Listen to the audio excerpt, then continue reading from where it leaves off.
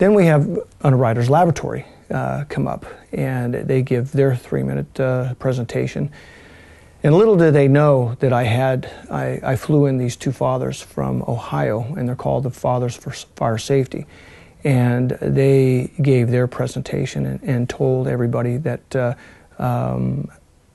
that these ionization smoke detectors are not smoke detectors. They are, in fact, flame detectors, and their daughters are in graves today because of that.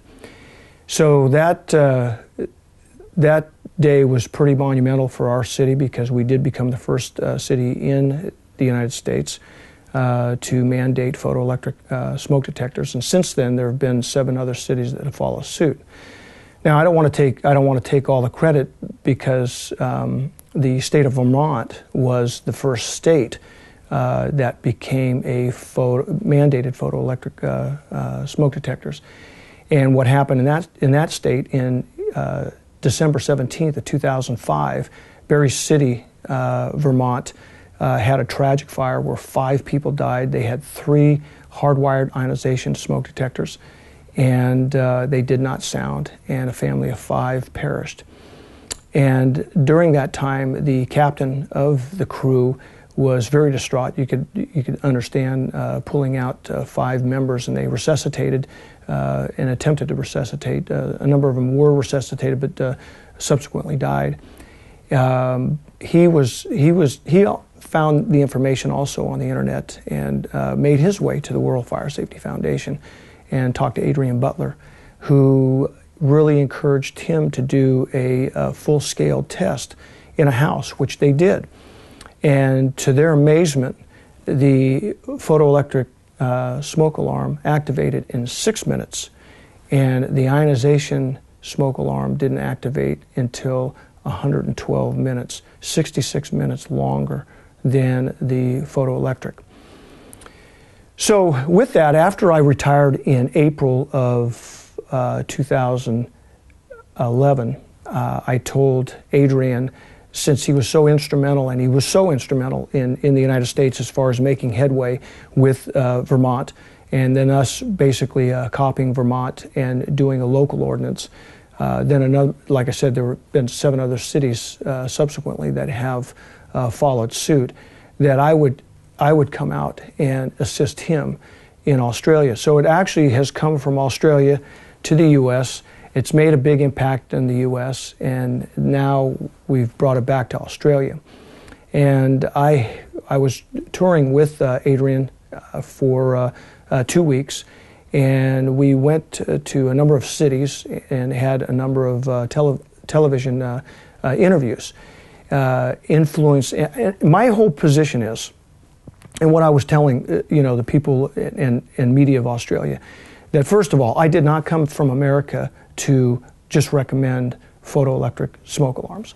I have come over here in New Zealand to trying to mandate, to ban the ionization smoke detectors. And the only smoke detector of choice is the photoelectric. And what I've been trying to preach is, if I could wave the magic wand in the United States, and if I could make all the ionization detectors disappear and replace them with the photoelectric smoke detectors, we would cut our fire deaths in half. And we experience in the United States about 3,000 fire deaths per year.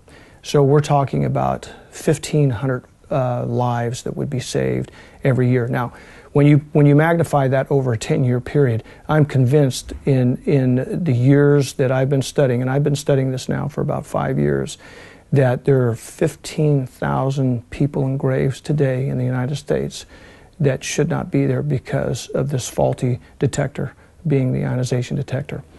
Now with that, you have to figure that for every fire death, that there are 5 people that are maimed and disfigured for life. And so over a 10-year period, if we want to magnify that, that would be 75,000. So we're talking close to 100,000 people that have either been killed or disfigured. And we're not even talking about the collateral damage that it does to the family and friends of all those victims. I understand the opposition the New Zealand Safety Council and the World Fire Safety Foundation are facing. from not only the media and also politicians, but more importantly, the fire service. And being in the fire service a number of years, I made a presentation to our county fire chiefs. And after 45 minutes, I talked to about 10 fire chiefs in our county. And they just looked at me totally incredulously, and what we call deer in headlights. And I finally realized, because I went through the same process, that how am I going to change their attitude after they've been installing these alarms that malfunction? They're fraudulent, really. They're flame detectors, and that's what I told them. They're nothing more than flame detectors. And they're thinking, I could see it, they're looking, the last 20 to 30 years, we've been installing these alarms.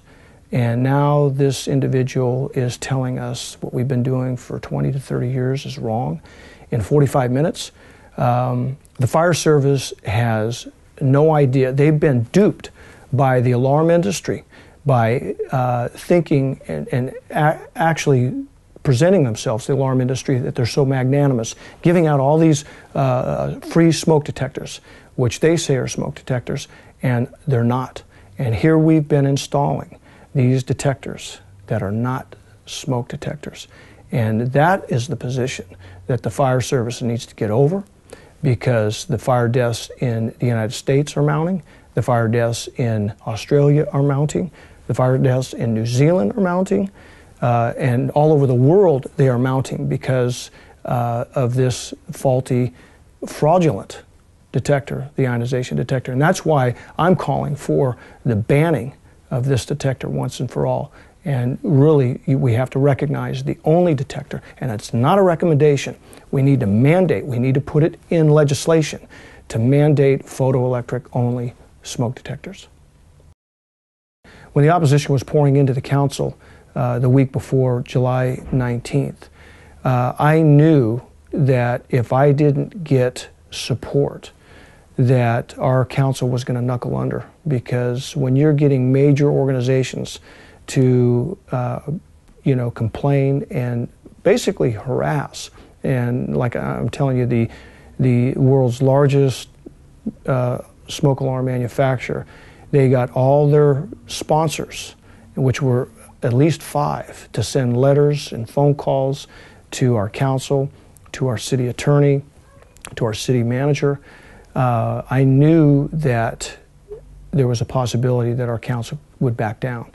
And that's when I received great assistance from the World Fire Safety Foundation in getting the fathers from fire safety to attend our council to neutralize the opposition. And also I had a world-renowned fire protection engineer in Richard Patton.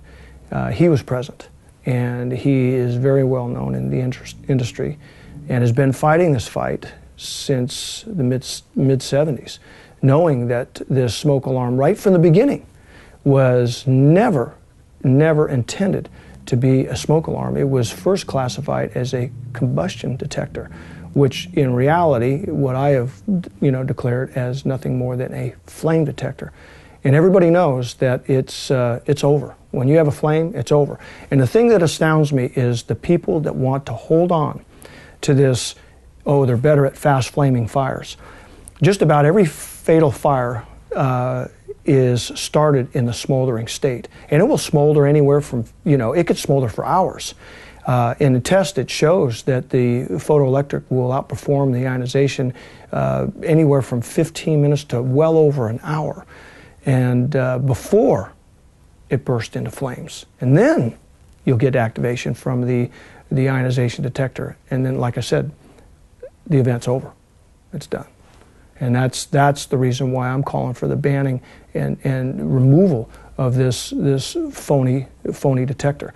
There are 5 countries, and you're probably well aware, there are 5 countries right now in Europe that have banned ionization just on the premise of the radioactive material.